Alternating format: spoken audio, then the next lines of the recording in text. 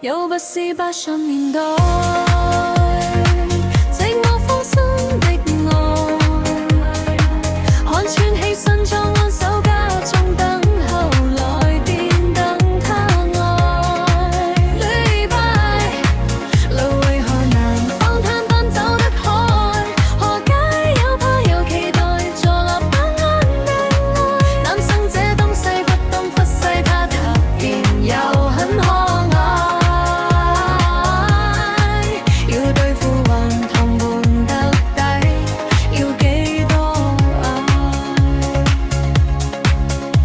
？6歲就渴望愛情有沒有害，十分之喜歡登報等於愛，沒有誰掛住某君什麼可憎愛。直看又要怎麼去愛？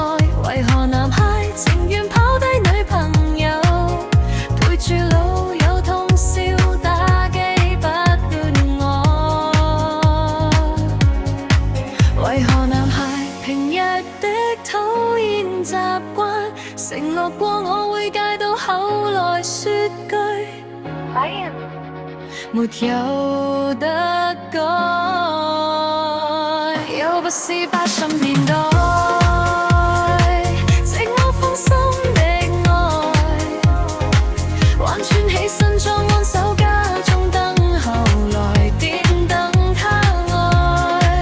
禮拜六為何難放談膽走得開？何解又怕又期待坐立不安的愛？男生這東西忽東忽西，他突然又很可愛。要對付頑童們到底要幾多愛？若發夢背叛愛人有沒有暗示？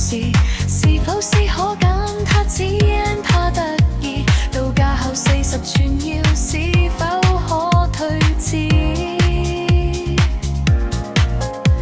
被騙了2次，又算否羞恥？為何男孩